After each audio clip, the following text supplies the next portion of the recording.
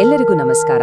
2026ರಲ್ಲಿ ನಡೆಯಲಿರುವ SA2 ಪರೀಕ್ಷೆಯ ವೇಳಾಪಟ್ಟಿ ಬಗ್ಗೆ ಸ್ವಲ್ಪ ಗೊಂದಲ ಉಂಟಾಗಿದೆಯಾ?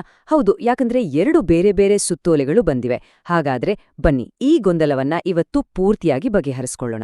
ಯಾವುದು ಅಧಿಕೃತ ವೇಳಾಪಟ್ಟಿ, ನಾವು ಯಾವುದನ್ನ ಫಾಲೋ ಮಾಡಬೇಕು ಅನ್ನೋದನ್ನ ಸ್ಪಷ್ಟವಾಗಿ ತಿಳ್ಕೊಳ್ಳೋಣ. ಹೌದು, ಕೇಳಿದ್ದು ನಿಜ.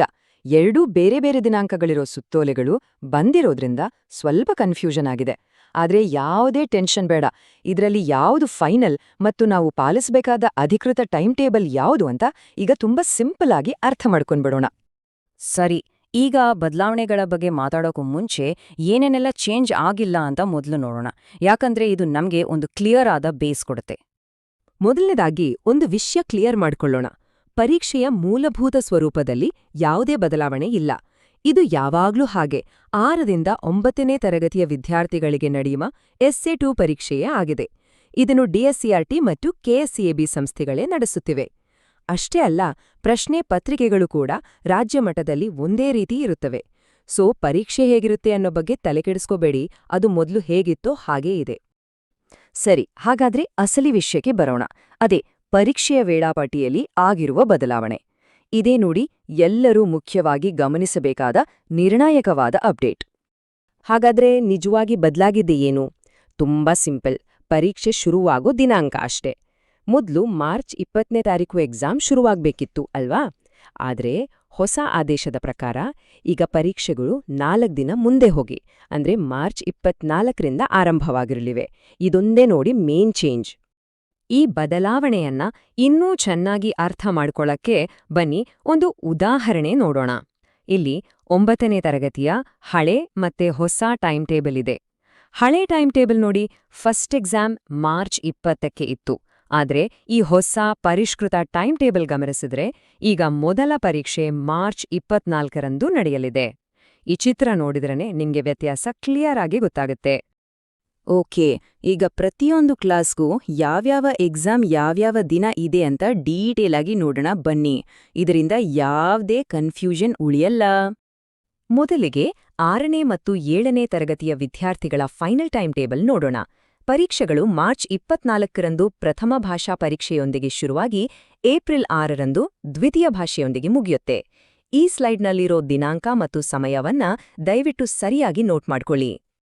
ಮುಂದೆ 8ನೇ ತರಗತಿ ವಿದ್ಯಾರ್ಥಿಗಳಿಗಾಗಿರೋ ಹೊಸ ಟೈಮ್ ಟೇಬಲ್ ಇದು. ಅವರಿಗೂ ಕೂಡ ಪರೀಕ್ಷೆ ಮಾರ್ಚ್ 24ಕ್ಕೆ ಶುರುವಾಗಿ ಏಪ್ರಿಲ್ 6ಕ್ಕೆ ಮುಗಿಯುತ್ತೆ. ಆದ್ರೆ ಸಬ್ಜೆಕ್ಟ್ಗಳ ಆರ್ಡರ್ ಸ್ವಲ್ಪ ಬೇರೆ ಇರ್ಬೋದು, ಸೊ ಈ ಟೈಮ್ ಟೇಬಲ್ನ ಕೇರ್ಫುಲ್ ಆಗಿ ನೋಡ್ಕೊಳ್ಳಿ. ಕೊನೆಯದಾಗಿ 9ನೇ ತರಗತಿಯ ವಿದ್ಯಾರ್ಥಿಗಳಿಗಾಗಿ ಕನ್ಫರ್ಮ್ ಆಗಿರೋ ಫೈನಲ್ ಟೈಮ್ ಟೇಬಲ್. ಇವರ ಪರೀಕ್ಷೆನೂ ಮಾರ್ಚ್ 24ಕ್ಕೆ ಫಸ್ಟ್ ಲ್ಯಾಂಗ್ವೇಜಿಂದಾನೇ ಶುರುವಾಗುತ್ತೆ. ಇಲ್ಲಿ ಪರೀಕ್ಷೆಯ ಸಮಯದಲ್ಲೂ ಕೆಲವು ವ್ಯತ್ಯಾಸಗಳಿದೆ, ಅದನ್ನಿಲ್ಲಿ ಕ್ಲಿಯರ್ ಆಗಿ ಕೊಟ್ಟಿದ್ದೀವಿ.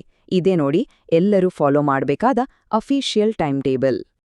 ಸರಿ, ಇಲ್ಲಿವರೆಗೆ ಸ್ಟೂಡೆಂಟ್ಸ್ ಟೈಮ್ ಟೇಬಲ್ ಬಗ್ಗೆ ಮಾತಾಡಿದ್ವಿ. ಈಗ ಶಾಲೆಗಳು ಅಂದ್ರೆ ಸ್ಕೂಲ್ ಮ್ಯಾನೇಜ್ಮೆಂಟ್ ಮತ್ತು ಟೀಚರ್ಸ್ ಏನೆಲ್ಲ ಮಾಡಬೇಕು ಅನ್ನೋದ್ರ ಕಡೆ ಗಮನ ಕೊಡೋಣ.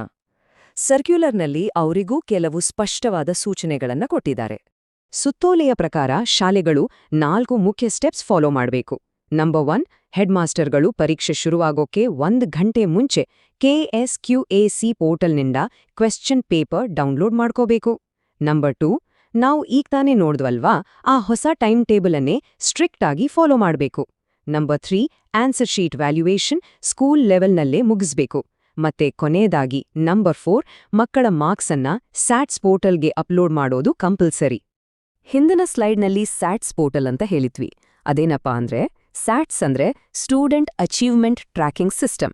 ಇದೊಂದು ಆನ್ಲೈನ್ ಪೋರ್ಟಲ್. ಪರೀಕ್ಷೆ ಎಲ್ಲ ಮುಗಿದ್ಮೇಲೆ ಶಾಲೆಗಳು ಮಕ್ಕಳ ಮಾರ್ಕ್ಸ್ನ ಈ ವೆಬ್ಸೈಟ್ನಲ್ಲಿ ಎಂಟ್ರಿ ಮಾಡಬೇಕು ಅಷ್ಟೇ. ಸರಿ, ಇಷ್ಟೆಲ್ಲ ಮಾಹಿತಿ ನೋಡ್ವಿ ಅಲ್ವಾ?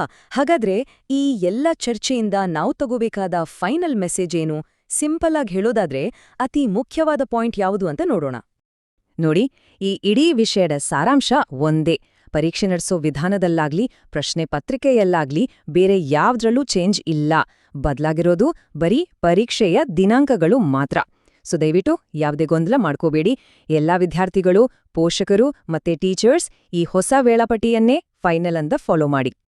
ಈಗ ಟೈಮ್ ಟೇಬಲ್ ಬಗ್ಗೆ ಎಲ್ಲ ಗೊಂದಲ ಬಗೆಹರಿದಿದೆ. ಹಾಗಾದ್ರೆ ಈ ಹೊಸ ದಿನಾಂಕಗಳಿಗೆ ತಯಾರಿ ಹೇಗಿರ್ಬೇಕು?